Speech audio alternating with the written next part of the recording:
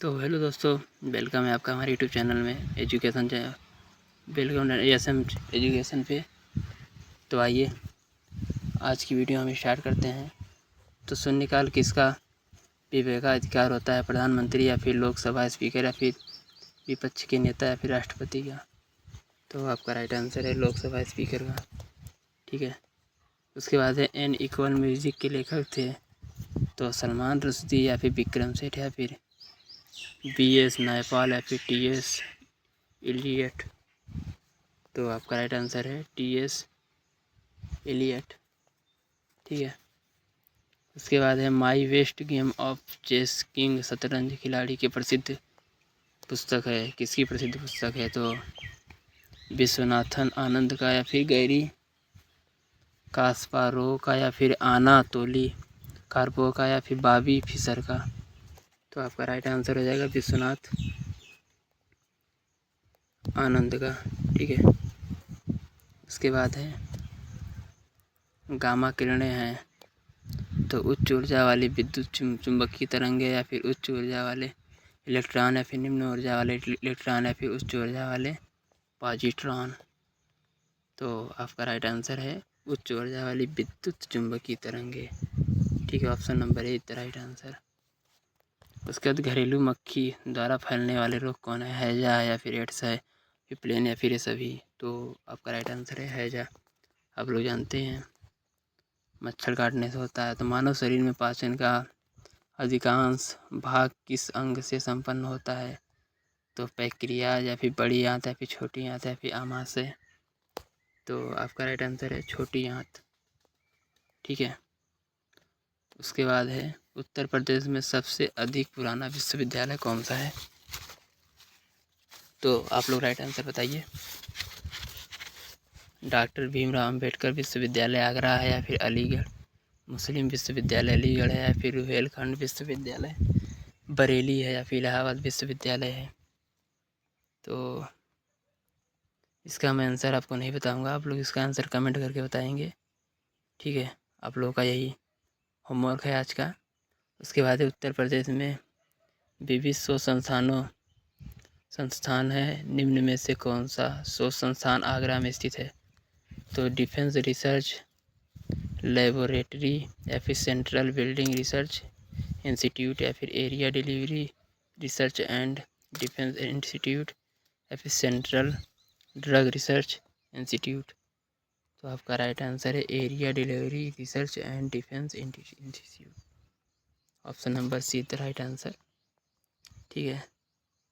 उसके बाद सुशासन दिवस निम्न में से किस दिन मनाया जाता है? सुशासन दिवस तो 5 दिसंबर या 10 दिसंबर या 25 दिसंबर या फिर उपरोक्त में से कोई नहीं? तो आपका राइट आंसर हो जाएगा 25 दिसंबर को मनाया जाता है सुशासन दिवस।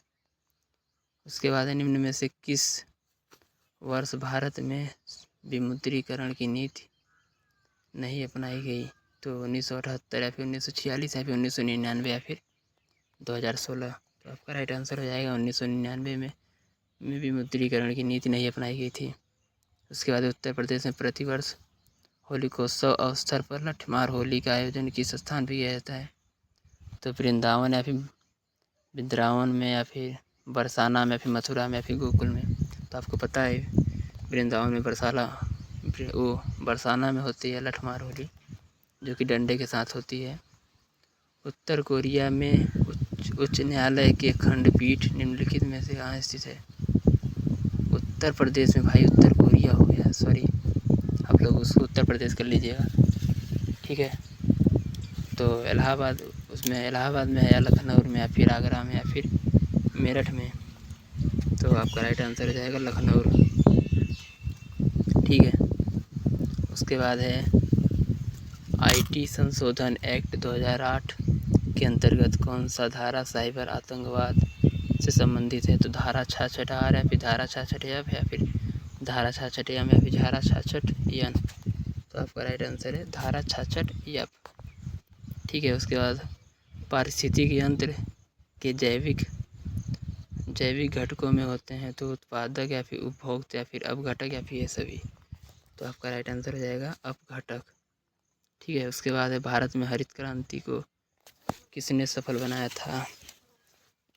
तो आपका राइट आंसर है नॉर्मन बोरलॉग या फिर डी के चावला या फिर एम.एस. स्वामीनाथन या फिर उपरोक्त में से कोई नहीं। तो आपका राइट आंसर है एम.एस. स्वामीनाथन ने हरित क्रांति को सफल बनाया था। उसके बाद है वर्ष 2011 की जनगणना के अनुसार भारत में लिंग अनुपात कितना है?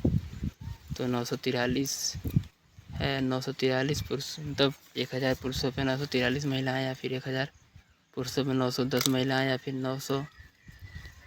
फिर 1000 पुरुषों पे 905 महिलाएं, या इनमें से कोई नहीं।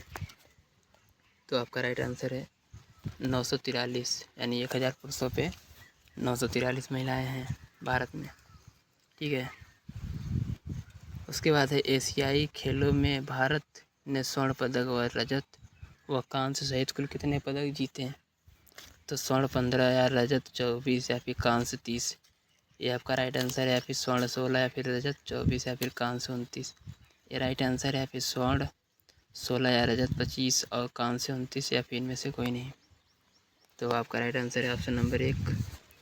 15 स्वर्ण पदक जीते थे और 24 रजत जीते थे और कांस्य जीते थे 30 पदक। ठीक है। इसके बाद है वर्ष 2011 की जनगणना। वर्ष 2021 की जनगणना में किस नए वर्ग की गणना होगी? तो सेवानिवृत्त सैनिक की, या फिर अन्य पिछड़ा वर्ग, या फिर बाल श्रमिक, या फिर ये सभी। तो आपका राइट आंसर हो जाएगा अन्य पिछड़े वर्ग की गणना होगी इसमें। ठीक है। उसके बाद है मैसेसे रैमन पुरस्कार विजेता भारत की वाटवानी का संबंध किस क्षेत्र में है? तो मानसिक रोगियों का इलाज, या फिर आयुर्वेदिक डॉक्टर, या फिर जल संरक्षण, या फिर बाल अधिकार। तो आपका राइट आंसर है मानसिक रोगियों का इलाज। ठीक है। तो आज की वीडियो हम ख़त्म करते हैं यहीं पर। तब तक के लिए जय हिंद, जय हिंद।